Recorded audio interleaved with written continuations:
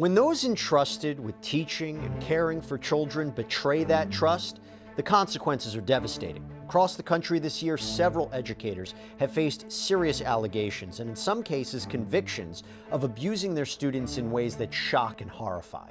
From small towns to suburban schools, these cases expose a dark reality that is lurking behind classroom doors. I'm going to be speaking with renowned predator catcher Chris Hansen to break down some of the most disturbing educator student abuse cases that we have seen. Welcome to Sidebar, presented by Law&Crime. I'm Jesse Weber. They're supposed to be the ones shaping young minds, right? But what they're not supposed to be doing is shattering innocence.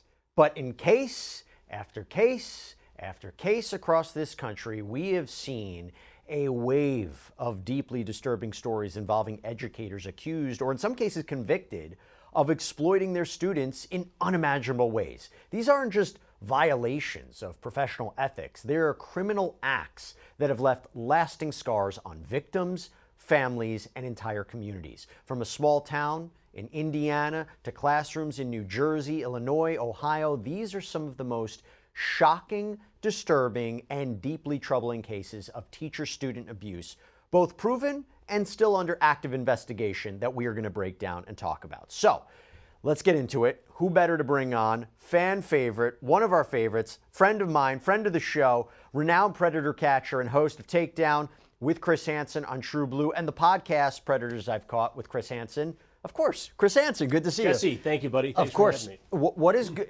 Before we even get into the specifics, you're seeing a lot of this, right? I've never in my 43-year career seen so many cases where female teachers are sexually exploiting male students. And every time I think, well, it's got to slow down, there are more of them. My producer at True Blue keeps a file. Every time one pops up, we put it in the file because we're working on a documentary that will seek to find the answers why. And I think it's like so many other things in the world of crime. There's no single point failure. There's not one thing. It's a combination. Reporting is better. Obviously, records are left on cell phones and other, digital media. So it's easier to catch and it's easier to commit because there are more ways. There are more ways for a predator, in this case a teacher, to communicate with their prey. Do you see a common through line? I mean, I know every case is different, but it's strange because yes, it happens with there's male teachers and educators, but something's going on. We see male predators all the time in our stings, yeah. Right? And people always ask, do you ever find a female predator? Well, I think the difference is the female predator doesn't like the anonymity. They like to know who their target is, and that's why we see so many in the teacher-student realm. But if I had to define what all these women have in common, I think it has something to do with the predator, the female predator, wanting to relive or control, a certain part of her life that was pleasant. Interesting. Maybe that first sexual experience, or maybe they're getting back at someone in their lives and they're going to take advantage of this and exploit somebody who they can easily manipulate. Or maybe it's a power thing in some respects. And a lot of them have families or they're in relationships. We had a case, Jesse, and I think we may have discussed it here several months ago, where there was a teacher in Tennessee who was actually married to a sheriff's deputy who was accused of this. And the allegation was that she had actually become pregnant by one of the students who is the victim in this case. Let's get into the examples that we're going to talk about. So we begin in Martinsville, Indiana. This is a seemingly quiet town that became the backdrop for a chilling story no one saw coming. And at the center of it all, Brittany Fortenberry. We've talked about her a lot here on Sidebar, a former substitute teacher whose alleged actions would turn this small community, into the setting of a real-life nightmare scenario. Because the case first surfaced in August of 2024 when two teenage boys came forward claiming that Fortenberry had sent them sexually explicit videos over social media. And she was swiftly charged in November with disseminating harmful material to minors and online harassment. But as authorities would soon discover, that was just the beginning. As investigators dug deeper, a wave of teenage boys, just 14, 15 years old, came forward with very disturbing claims. And what they described was more than just inappropriate behavior. It was a descent into essentially chaos. And by the way, chaos inside of Fortenberry's home. According to their accounts, it became a twisted playground where she allegedly hosted group sex parties while wearing a scream mask, okay, laced peanut butter sandwiches with psychedelic mushrooms to allegedly drug them, left sex toys out in the open, and flooded Snapchat with explicit photos and videos. But the worst was yet to come. In May of 2025, a bombshell dropped. Fortenberry's own 7-year-old son sat down with a forensic interviewer and apparently revealed the unthinkable, telling this caseworker that his mother had allegedly had sex with him in the shower. The boy even said she made him pizza rolls and told him to keep quiet about what had happened. And by the way, even more chilling, she allegedly planned to do it again when he turned 13. Yet even this horrific revelation was just one thread in Fortenberry's web of alleged abuse. Other victims came forward with equally disturbing accounts. One boy described how Fortenberry drugged him with shrooms that she was hiding in a sandwich so that he wouldn't taste them. Another allegation was that she spent $600 on a shopping spree for a group of teens, only to later propose a masked gangbang. And one even received a video of her and her husband mid-act captioned, "I wish you were having sex with me right now." By the way, her husband, Nicholas Fortenberry, was apparently caught up in this too. There's been allegations that he knew about the abuse, even allegedly threatened to slaughter a boy if he talked. He was actually arrested and charged with failure to report a crime and intimidation. Now, Brittany, she sits behind bars in Morgan County Jail awaiting an August 2025 trial. Chris, where do you want to start on this one? Well, I don't know even where to begin. I mean, this takes predatory behavior, Jesse, to a whole new level. First of all, she's sexually assaulting her own child, which is horrific and unbelievable that somebody would be capable of doing that. And then it plays out through multiple victims who she had influence over in the school setting. And then to have the husband take part in this as an accomplice, or at least somebody who covered it up or didn't report it, this is the sort of thing that tears at the very fabric of a community. You've got a town where you're supposed to be able to trust your teachers, and it's a community, a close-knit community, and then you have this. The damage to these children, her child, the other children, will be generational, and you have to wonder, okay, we've got them counseling, we've got them therapy, but what damage did this do, and what future predators potentially are created in this activity? You see an escalation in your practice? I mean, if you talk about social media, what's shared there, and then... You do see it sometimes. You hope that somebody who's a survivor, a victim, would get the proper treatment and not go on to abuse other people. But we know that in some cases, this is a cascading chain of criminal activity. Have social media companies done anything to combat this or report it? Well, there's mandatory reporting. Yeah. Right? Everybody from Facebook and Meta and Instagram and all the social media platforms are bound by law to report. Actually, it's voluntary, but there's legislation that enforces it. Report the transmission of child pornography or inappropriate communications between adult and children to the National Center for Missing and Exploited Children, which does a phenomenal job of taking these tips and giving them to law enforcement around the country. And we work those cases. We're working on a couple stories now that have to do with this process, and they do a great job. But there is so much of it, and again, I'm at a little bit of a loss as to explain why we're seeing such an explosion in this activity. What do you advise schools and parents? Because you can't predict the future, but what do you advise? No, but you have to take the background check a step further. If you're a school district, or you're Walt Disney World, or you're a place where children go, I think that it's not just a background check, has this person ever done anything untoward before? You need a little bit of a psychological profile. You need to have somebody say, look, you're going to be exposed to children, you're the face of our company, you're a teacher of our school. Let's talk to you a little bit. Let's dig a little bit deeper. Let's see if we can find anything. There needs to be some due diligence here on the part of the people hiring. And as we go through this and we're talking about this case, before we go to the next one, generally, do you see patterns of grooming, things to look out for? Yes. Anytime your child becomes very secretive with the cell phone or texting in private or doesn't want to share where they're going or what they're doing. Now, kids do this routinely as they get older. They don't want their parents in their business, and I understand that. But these are warning signs, and you need to toss the phone if you have to. You need to look at it. I mean, these cases sometimes come to the attention of parents and ultimately to law enforcement because a kid gets a new cell phone and the mom sees what's on the cloud and, oh my God, there's a naked teacher or a teacher who's naked from the waist up. And that's how they're finding out about these cases. And sometimes they come forward, the children come forward, which is remarkable. And you hope, and again, this is my mantra to parents all over the world, that you need to establish a relationship with your child where if something does happen, they can come to you and have an exit ramp. Let's turn to the next one. We go to Downers Grove, Illinois. So this is, again, quiet suburb that became the setting for an alleged shocking breach of trust. And at the center of it all, you probably have seen this person in the news, Christina Formella, a 30-year-old special education teacher and soccer coach whose reported actions would shatter any sense of safety that students once felt in her classroom. Why? Because this began in March of 2025, when, according to court filings, a 15-year-old boy walked into the Downers Grove Police Department with a shocking claim that his tutor and soccer coach, Formella, had been sexually abusing him since December 2023.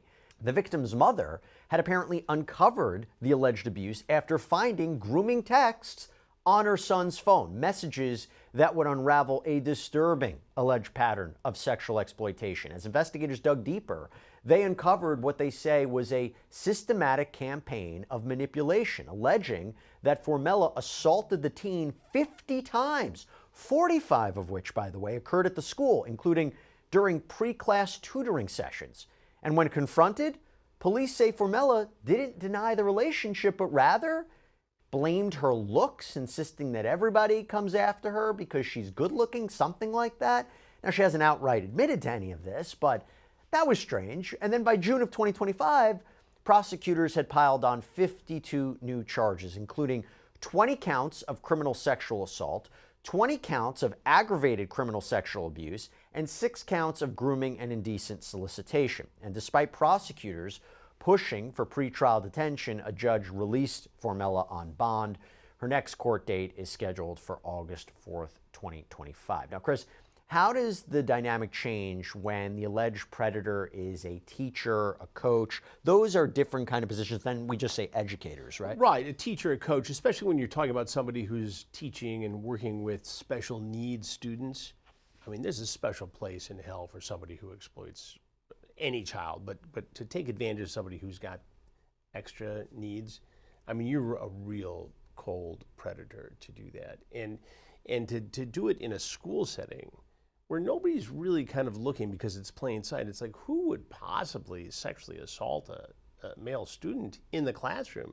I mean, you can see the mother or the dad dropping this child off thinking they're doing the right thing, getting them special attention. They're being very involved in the kid's education. And this teacher is doing that. And now they have to put that genie back in the bottle, and that's a very difficult thing to do psychologically. How is it possible that abuse happens on school grounds? Well, nobody's looking. If they're coming in at 6 in the morning, and the principal's in his office, teachers are not coming in for another 45 minutes, it's almost the perfect opportunity to commit these crimes because nobody's watching, unless there's some sort of camera surveillance in the classrooms, which does occur in some districts. Some they don't have that. Some could be turned off because the school day hasn't started yet.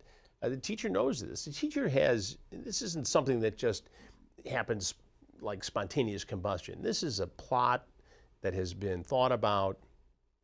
It's a plan that has been devised. It's something that this teacher in most cases has fantasized about, figured out how to do it, and finally, perpetuated this crime on an innocent child. Now, to be clear, look, she's innocent until proven Absolutely. guilty. She'll have the opportunity to put on a defense, but assuming, again, I'm not entirely sure that even if we classify this as a defense, but the idea that, hey, everybody's accusing her because she's good looking and, they're coming after her. But assuming for a moment that these allegations are true, okay? Is that something you see where they put the blame on someone else? I see it consistently, Jesse, in our predator investigations. She asked me to come over. She wanted me to bring her a soda pop. Yeah. She wanted me to come over and have this conversation and bring condoms. She. It's deferring the blame, and it's a real thing that we see in every single sting operation we do. By the way, did you see this in this case, that her attorneys tried to reduce the buffer zone between her and the alleged victim in this case? So she can't contact the victim or any minor or the high school. No, right. And she had to wear this, just wear this GPS monitor, keeps her within 5,000 feet. Her team wanted it reduced to 2,500 feet because apparently she claimed that the alleged victim works by her. The judge denied the request. That it's very, very difficult to try to limit the geographical space in a no contact order or something like that. Right, well, it's very tough. It's very difficult, but at the same time, it's important to do because if she's capable, if the allegations are true. If the allegations are true. And she does, have this propensity towards stalking this young man, what's to stop her from trying to get him to change his story or to testify in a way that's beneficial to her, or for the thrill of it? I mean, if she's willing to go so far as to sexually exploit this child in a classroom, what's to stop her from doing it again? Well, let's now go to New Jersey. Okay, so we'll go to New Jersey, where a former elementary school teacher now faces grave felony charges because she's accused of sexually abusing a student over multiple years, starting when he was only 11 years old, and shockingly, of giving birth to his child when he was just 13. Laura Karen, a former 5th grade teacher at Middle Township Elementary School, was indicted last month on charges of first-degree aggravated sexual assault, second-degree sexual assault, and second-degree endangering the welfare of a child. The Cape May County Prosecutor's Office alleges that the abuse began in 2016 when the victim was 11 years old and continued until 2020.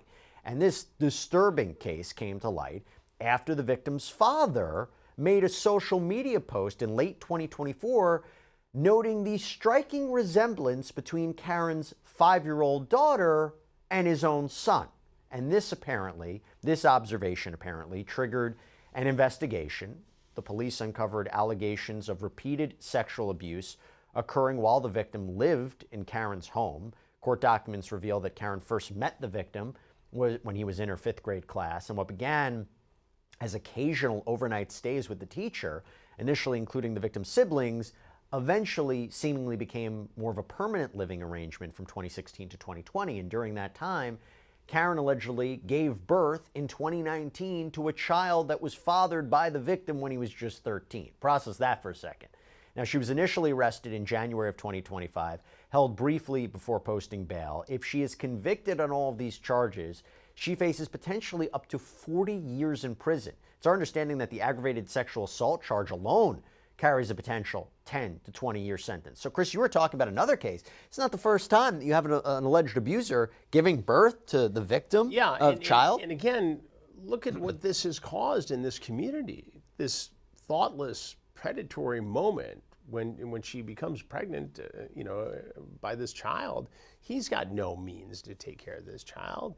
She's got to go to prison because this is a horrific crime, and she's obviously, been involved in other things, at least according to the prosecutors.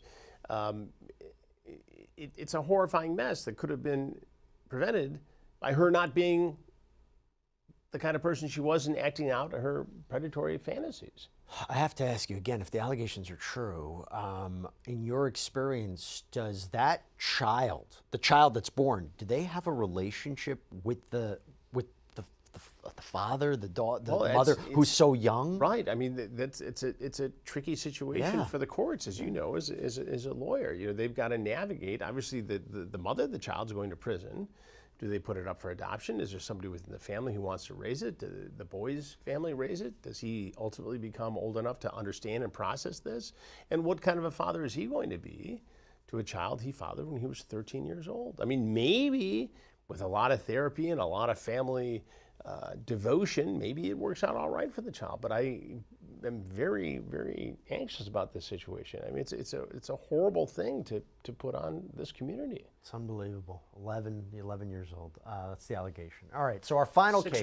Sixth grade. Our final case takes us to Cincinnati, where a former Catholic school employee was sentenced to prison after admitting to sexually abusing a 17-year-old student. We're talking about Emily Nutley, who was the former director of academic services at St. Xavier High School, an all-boys Catholic school, when she began a sexual relationship with the student in 2023. Now, Nutley ran a program to help struggling students but prosecutors say she used that position to groom and exploit a vulnerable teen. In court documents, prosecutors detailed how Nutley aggressively pursued this student, sending him frequent text messages, kissing him, sharing nude photos, making graphic sexual suggestions, including one message saying how during Mass she wanted to perform a sex act on him in her own office. Now, the two reportedly had engaged in sex acts multiple times between November and December 2023, both at school and in a local park. Nutley also gave the student food, money, test answers. Well, by 2024, the teen wanted out. His grades had plummeted. Teachers noticed a serious change in him. And when rumors began circulating at school, he came forward. And Nutley was fired, arrested, ultimately charged with sexual battery. She pleaded guilty to 2 counts. And at sentencing, Nutley's defense attorney argued she had shown remorse, that she should receive only probation. And Nutley herself addressed the court, saying she wished she could undo what had happened. Take a listen to that. Your Honor, thank you for allowing me the opportunity to speak. I stand before you today overwhelmed with shame, guilt, and regret. There is no excuse for what I did, and I will not try to offer one. I crossed a boundary that never should have been crossed, and I violated the trust of someone who needed to be protected and respected.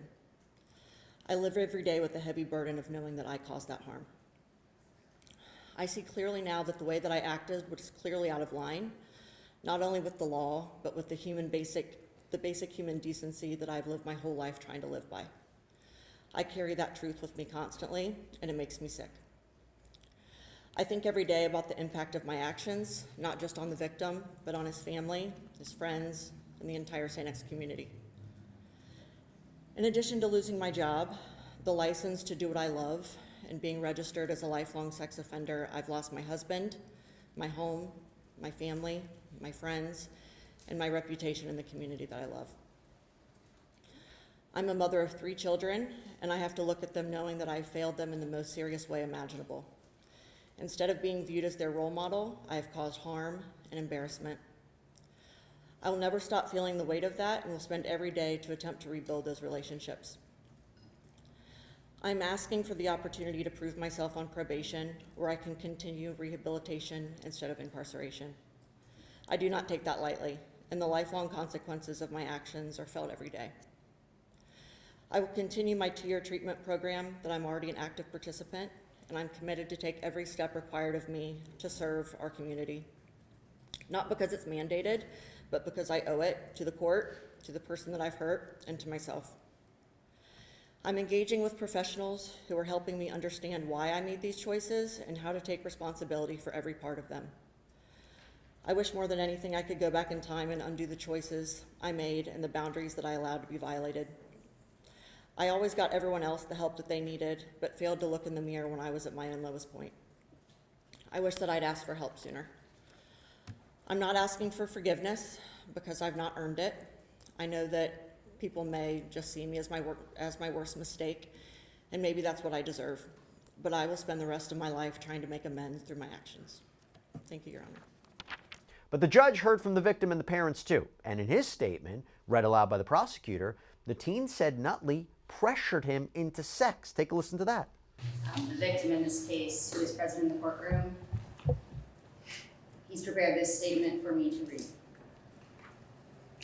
Judge Branch, thank you for listening to me and for reading all of my family's letters. This entire situation altered my high school experience and altered my life. It left me confused, lacking self-worth, and depressed. When the abuse started, I didn't realize how I was being taken advantage of. I didn't know what grooming was until I was sitting in class after it had happened and realized that's what she did to me. I really did not want to have sex with her, but she insisted. She would not leave me alone. She told me she would kill herself when I tried to end it. I didn't know how to get out of the situation. I finally decided that I didn't want her to do this to anyone else. I told the truth. What transpired after was even worse. The social media, constant harassment and pestering. Even this past weekend at my state championship, the other team's student section yelled, "Where's your teacher?" and her name through the whole game. I can't get away from this. I have a hard time trusting people, especially authority figures. Judge Branch, I am respectfully asking that she be given the maximum penalty, being 10 years. Thank you. And prosecutors, they asked for the maximum sentence, showing the court explicit photos and texts from Nutley to emphasize the severity of this abuse. Ultimately, the judge imposed a prison sentence that was harsher than the defense wanted, though lighter than the prosecution had pushed for, and Nutley, who had been out on a $30,000 bond, was immediately taken into custody after sentencing. Also, by the way, we did a little research of our own and we checked into Nutley using a powerful background checker called TruthFinder. And the only criminal history she apparently has is related to not registering a dog more than 10 years ago. By the way, Law&Crime, we partner with TruthFinder. We use it to get details on the people involved in our stories. But look, even if you don't work in true crime, it can just be an excellent resource to give you some peace of mind. After all, it's one of the largest public record search services in the United States. And with a paid subscription service, you can get access to unlimited reports about almost anyone. So right now, if you're interested, you can get 50% off of your first month of confidential background reports at truthfinder.com/LC Sidebar. Chris, 3 years, you think sufficient for this? I don't know. It seems light to me, Jesse. And I know that, I look at this with an eye towards deterrence. And if you're going to get in for 3 years with good time, you're out in, 18 months, maybe 2 years, and then you're back at it. What restrictions do we have after that sentence? Is there registration as a sex offender? I would have to believe so. And at least they can keep tabs on somebody like this. But, you got to send a message in the community. I mean, I would think 10 years. Let me ask you this. Is it also factor into the idea, you're dealing with one victim, right? There's always the concern, well, if there's one, there might be others. Well, but that's not always the case, right? It could be isolated. Sometimes you see the one-off and they catch it before it gets out of control. But, typically these predators get emboldened as they go on, so they get away with it once. I mean, I hear all the time in these stings, as you know, it was my first time, I never did it before. Now, I'm guessing that 85% of the time I'm being lied to, right? Everybody starts someplace. So there are probably some guys, and I can usually tell in my gut who's doing this for the first time. But we see people in these stings who actually say, Jesse, is Chris Hansen there? Is Sheriff so-and-so there? So they know, and even that doesn't deter them. So you got to send a message, and we're seeing increased sentences across the country in our stings. And I think it's starting to get through, although I have to tell you, I see no end in sight. Scary thing. I love having you on, Chris. I just hope it's not another case of a compilation of all these in 1 year. Else to do, Yeah. Well, listen. if you love Chris Hansen as much as we do, and you want to learn a little bit more about what he's doing, Takedown on True Blue, Predators I've Caught with Chris Hansen. Watch TrueBlue.com. TrueBlue.com. All the information you need. Good seeing you, my friend. Buddy. Thank you so much. Good to see you, Jesse. And that's all we have for you right now here on Sidebar, everybody. Thank you so much for joining us. And as always, please subscribe on YouTube, Apple Podcasts, Spotify, wherever you get your podcasts. I'm Jesse Weber. I'll speak to you next time.